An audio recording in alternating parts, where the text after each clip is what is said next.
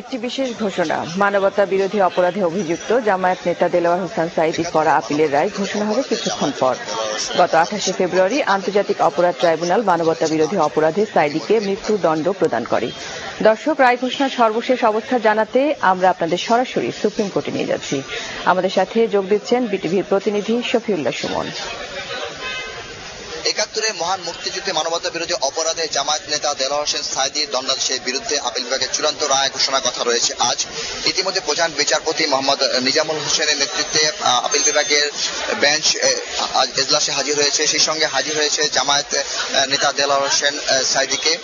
তো যে বিষয়টি আপনাদের জানিয়ে রাখছি, আজ সুপ্রিম কোর্টের ওয়েবসাইটের আপিল বিভাগের আজকের কজ লিস্টে 1 নম্বরে রয়েছে দেলোয়ার হোসেন সাঈদীর বিষয়টি। প্রধান বিচারপতি মোহাম্মদ মোজাম্মেল হোসেনের নেতৃত্বে বিচারপতি সমন্বয়ে গঠিত আপিল বিভাগের পূর্ণাঙ্গ বেঞ্চ আজ এই রায় ঘোষণার কথা রয়েছে। তো আপনাদের এই বিষয়ে জানিয়ে রাখছি, ইতিমধ্যে আসামি পক্ষ এবং সরকার পক্ষের আইনজীবীরা আদালতের বেঞ্চে হাজির হয়েছেন। আমরা জানতে পেরেছি যে কিছুক্ষণের মধ্যে এজলাস শুরু হবে এবং প্রধান বিচারপতি মোহাম্মদ মোজাম্মেল হোসেনের নেতৃত্বে 5 সদস্যের যে বিচার বেঞ্চ রয়েছে তারা ইতিমধ্যে এজলাসে প্রবেশ করেছেন এবং জামায়াত নেতা দেলোয়ার হোসেন সাঈদীকে কিছুক্ষণের মধ্যে এজলাসে নিয়ে যাওয়া হবে এবং চূড়ান্ত রায় ঘোষণার সম্ভাবনা রয়েছে।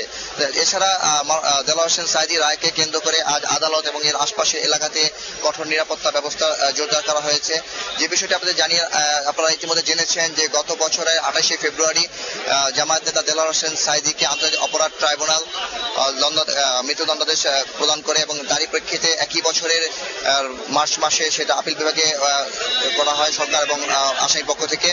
এরই ধারাবাহিকতায় আজ চূড়ান্ত রায় ঘোষণার দিন ধার্য করা হয়েছে এবং আপিল বিভাগের আপনাদের ইতিমধ্যে জানিয়েছি যে আপিল বিভাগের যে আজকে যে দৈনন্দিন কজ লিস্ট থাকে সেই কজ লিস্টে প্রথম বিষয়টি রয়েছে দেলোয়ার হোসেন সাঈদীর বিষয়টি।